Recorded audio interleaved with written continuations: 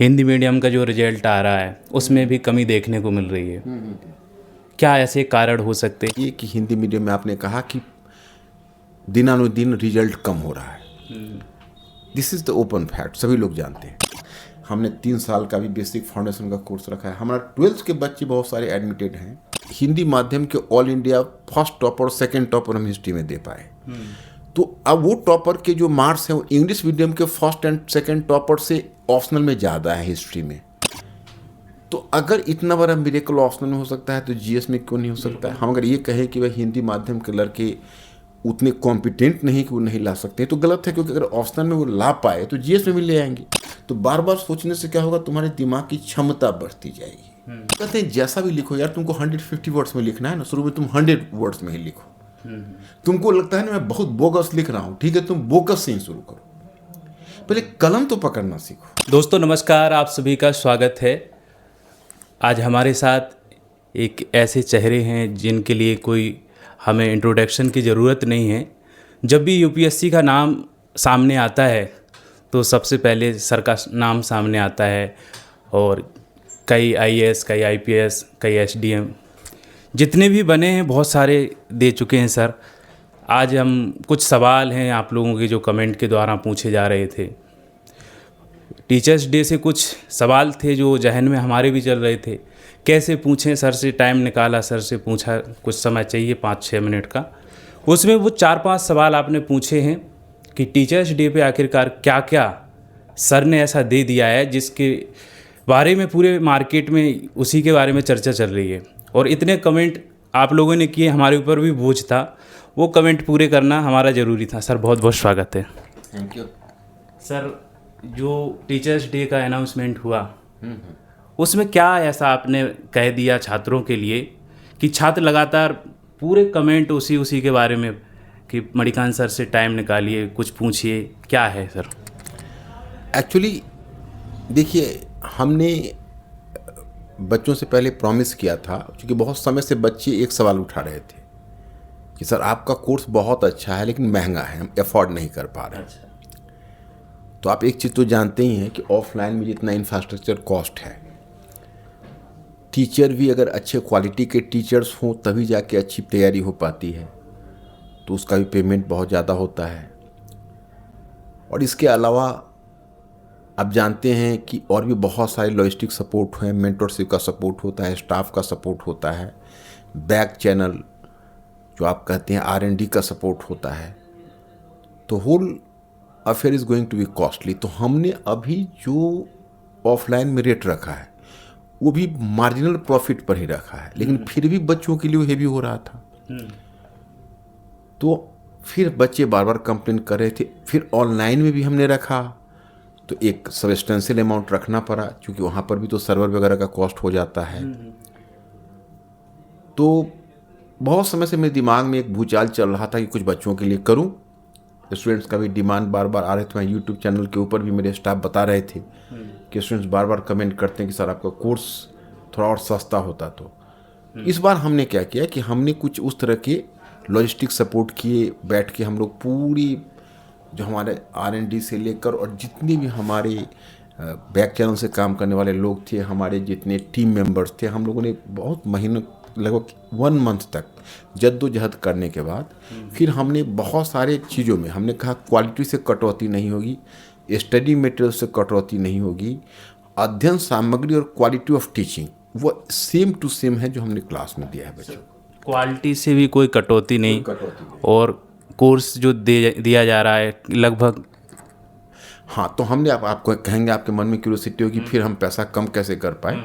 तो जो हमारे ऑपरेशनल कॉस्ट थे उसको हमने कम किया, जैसे सर्वर के हैं चाहे इसका है, तो उसमें हमने उसका तरीका ढूंढा कि इसमें कहाँ कहाँ थोड़ा मतलब कम करके काम चलाया जा सकता है। फिर हमने क्या किया कि हमने 1000 बच्चों को 25,000 ऑल इंक्लूसिव कोर्स दे दिया। अब 1000 बच्चे के बाद जब हमारे पूरे हो जाते हैं तो फिर उसके बाद हम 25,000 प्लस GST करेंगे। अभी हम GST भी हमने विदिन किया हुआ है। तो अभी जो बच्चे हैं उससे लाभान्वित हो सकते हैं। तो जो हमारा क्वालिटी ऑफ कोर्स है, हमें लगता है कि उसका रीच ज़्यादा से ज़्यादा बच्चों तक होगा। तो मार्केट में पढ़ने और का ट्रेंड बदल जाएगा, ये मेरा विश्वास है। अच्छा सर, फिर दूसरा सवाल भी एक और था, लगातार हिंदी मीडियम का जो रिजल्ट आ रहा है उसमें भी कमी देखने को मिल रही है। क्या ऐसे कारण हो सकते हैं? 33 सालों का अनुभव पढ़ाने का आपका, आप अपने हिसाब से बताएंगे सर, क्या ऐसा हो रहा है हिंदी मीडियम के लिए? देखिए, हिंदी मीडियम का अब तक क्या था कि हमने ऑप्शनल में बच्चों के साथ मेहनत की थी जी। और जनरल स्टडीज़ में मैं जब फील्ड में आया आपसे 2 वर्ष पहले आया हूँ। अभी तो उसका रिजल्ट तो नहीं आ पाया क्योंकि एक कोर्स को ही रन कराने में इतना टाइम लग गया, लेकिन इसका रिजल्ट बहुत जल्दी दिखेगा मार्केट में। जैसे हिस्ट्री का दिख रहा है, हिस्ट्री वाले में आप देखिए कि हिंदी मीडियम में आपने कहा कि दिनानुदिन रिजल्ट कम हो रहा है। This is the open fact, सभी लोग जानते हैं। अब इसी बार जो डेटा आता है वो 40 बच्चों का आंकड़ा आ रहा है, आप भी जानते होंगे। उसमें 13 बच्चे कंक्लूसिवली हमारे हिस्ट्री के हैं। अब 40 बच्चे में 13 बच्चे हम दे पाए और हिंदी माध्यम के ऑल इंडिया फर्स्ट टॉपर और सेकंड टॉपर हम हिस्ट्री में दे पाए। तो अब वो टॉपर के जो मार्क्स हैं वो इंग्लिश मीडियम के फर्स्ट एंड सेकंड टॉपर से ऑप्शनल में ज़्यादा है हिस्ट्री में। अब देखिए, हिस्ट्री में हमारा सेकंड टॉपर का 298 है और फर्स्ट टॉपर का 287 है, जबकि ऑल इंडिया फर्स्ट टॉपर का आप जानते होंगे 279 पॉलिटिकल साइंस में और प्लस एक सेकेंड ऑप्शनल में, हमें लगता है शायद उनका, हमको एग्जैक्ट याद नहीं है, लेकिन 269 वगैरह के करीब कुछ है ऐसा, या 268।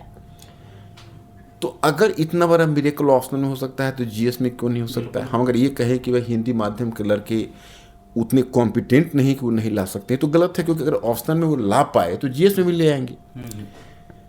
होता क्या है कि हमारे हिंदी माध्यम की जो कोचिंग कल्चर है, इंग्लिश मीडियम के बच्चे इंग्लिश में अपने प्रयास से, जैसे आप ऑल इंडिया टॉपर को देखिए, तो ऐसा नहीं था उसका फर्स्ट या सेकंड चांस था, she was working since the last some years. उसके बाद उसने बच्चों को गाइड भी किया था और अपने प्रयास से उसने, अब जिस भी संस्थान से जुड़ी हुई हो, but credit must be given to Shakti Dubey कि उसने अपने प्रयास से जीएस को छानते छानते उसने एक रास्ता निकाल लिया एंड जनरल स्टडीज़ में इतने सब्सटेंशियल मार्क्स ले आए कि वो फर्स्ट रैंक पर चली गए। हमारे हिंदी माध्यम के बच्चों का क्या होता है कि बेचारे जीएस में स्ट्रगल करते रहे अब तक, क्योंकि देखिए जनरल स्टडीज़ में क्या होता है, हमने तो हिस्ट्री में अनुभव किया है जो मैं आपसे शेयर करना चाहूँगा। आप मार्केट में किसी बच्चे से पूछ लीजिए, हम हिस्ट्री को ऑर्गेनिक होल के रूप में लेते हैं। मैंने इतने वर्षों तक पढ़ा है, एक टॉपिक में भी बाहर के टीचर को नहीं जोड़ा। क्यों नहीं जोड़ा? क्योंकि हम इंटीग्रेटेड पढ़ाते हैं, एक टॉपिक से दूसरे टॉपिक को लिंक करके। तो हमने जीएस में ही पैटर्न लाया कि भाई हिस्ट्री जब उनके लिए आसान हो गया, जिस हिस्ट्री से लोग इतना डरते थे, और तब इंजीनियर्स इतने सारे क्वालिफाई कर पाए, इतने सारे स्टूडेंट्स क्वालिफाई कर पाए, तो जनरल स्टडीज़ में क्यों नहीं कर पाएंगे? जीएस में क्या होता है, टॉपिक डिसजंक्चर्ड पढ़ाते हैं और 13 पार्ट होते हैं, लगभग 12-13 पार्ट्स, और सभी अपने आप में एक सब्जेक्ट की तरह लोग पढ़ा देते हैं। तो क्या होता है कि बच्चा तो उसी के भार से दब जाता है और उसको संभाल नहीं पाता है। अगर उसको हॉरिजेंटली पढ़ाते हुए टॉपिक से टॉपिक लिंक करके चला जाए और फिर सब्जेक्ट से सब्जेक्ट को लिंक करके उनको ऑर्गेनिक होल बना दिया जाए, तो they will enjoy the subject, marks भी लाएंगे। तो उसी पैटर्न पर मैंने लाया है इसको। अच्छा। कि टॉपिक से टॉपिक लिंक करके पढ़वाता हूँ। मेरी पूरी जो टीम ऑफ टीचर्स है उन सबको हमने रिक्वेस्ट करके इसी आधार पर ट्रेन किया है। अच्छा। हमें उसमें बहुत जद्दोजहद करना पड़ा। हमें लोग 2-2.5 साल स्टार्ट करने में लगा क्लास। अच्छा। और हमने इसके पीछे काफ़ी मेहनत की है और एक मेंटरशिप की पूरी जो हमने ग्रुप तैयार की है वो भी टॉपिक से टॉपिक लिंक करके उनको ट्रेन किया है। हमारे यहाँ पर आप आएंगे तो यहाँ पर हमारे काउंसलर भी बैठते हैं, वो भी जानते हैं कि स्टडी का पढ़ाने का तरीका अलग है। और सर अब बहुत सारे छात्रों ने सिलेबस भी कंप्लीट कर लिया होगा। अब तरीका उनका ये भी है कि क्या सुधार, जैसे कि गलती से कुछ सिलेबस तो कंप्लीट कर लिया, पढ़ने का उनका तरीका सही नहीं रहा होगा, क्या कैसे सुधार करें? आप अपनी ओर से क्या कहना चाहेंगे? देखिए, मैं आपको बताता हूँ कि सबसे बड़ा प्रॉब्लम जो हमारे यूनिवर्सिटी शिक्षा में है, स्कूली शिक्षा में है, वो क्या है कि बच्चों को चूंकि वो सोचने की प्रवृत्ति नहीं डेवलप करते। आप आए दिन आप दैनिक जागरण जैसे न्यूज़पेपर में भी देखते होइएगा कि न्यूज़ छपता है कि अब बच्चों को हम मतलब रटने के बजाय सोचने की प्रवृत्ति डेवलप करेंगे, हम बच्चों को क्रिटिकल थिंकर बनाएंगे, उनमें आलोचनात्मक सोच विकसित करेंगे। तो ये बात अब सरकार को समझ में आ रही है। सरकार को क्या समझ में आएगी? जो एजुकेशन के जो हुक्मरान हैं उनको, लेकिन यह बात उनको समझ जाना चाहिए था। आज फ्रीडम के 77 दशक 75, आप बताइए कि अब 8 दशक हम लोग टच कर रहे हैं। उसके बाद आज ये स्थिति है। अब अगर यही चीज़ आज से 30 इयर्स बैक किया हो गया होता तो आज ये नौबत नहीं आती। अब बच्चे जो आ रहे हैं उनका सबसे पहली चीज़ है, देखिए, एक होता है हार्डवेयर, तो हार्डवेयर यूज में नहीं होता है। और यूपीएससी में सिलेबस बहुत, यूपीएससी या पीसीएस में भी हाल सिलेबस वास्ट है। तो उनको जो हार्डवेयर ऐसे जो डालने की कोशिश की जाती है ना, तो वो हार्डवेयर वो सॉफ्टवेयर फेंक देता है ऊपर, सॉफ्टवेयर लेता ही नहीं है हार्डवेयर।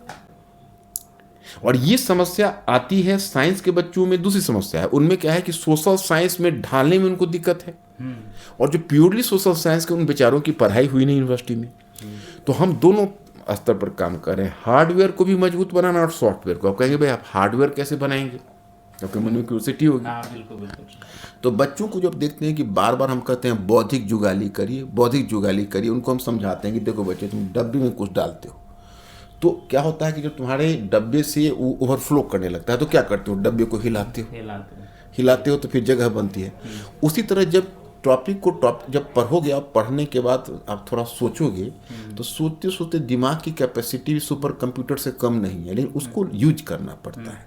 तो बार बार सोचने से क्या होगा, तुम्हारे दिमाग की क्षमता बढ़ती जाएगी, दिमाग में ज़्यादा से ज़्यादा चीज़ें आने लगेगी, नंबर 1। नंबर 2, हम टॉपिक से टॉपिक जोड़ेंगे, तुम्हें इंटरेस्ट पैदा होगा, जिसमें इंटरेस्ट पैदा होगा उसमें पढ़ने का मोटिवेशन मिलेगा, उससे चीज़ें ज़्यादा समझ में आएंगी। उसके बाद तुम राइटिंग, हम डेली राइटिंग करवाते हैं, डेली हर क्लास के बाद हमारे मेंटर वहाँ होते हैं, हम क्लास में क्वेश्चन लिखवा के चले जाते हैं। बाकी हमने टीचर को भी कह रखा है, जो हमारी टीम ऑफ टीचर्स है, बच्चे उस पर लिखते हैं। हम कहते हैं जैसा भी लिखो यार, तुमको 150 वर्ड्स में लिखना है ना, शुरू में तुम 100 वर्ड्स में ही लिखो। तुमको लगता है ना मैं बहुत बोगस लिख रहा हूँ, ठीक है, तुम बोगस से ही शुरू करो, पहले कलम तो पकड़ना सीखो।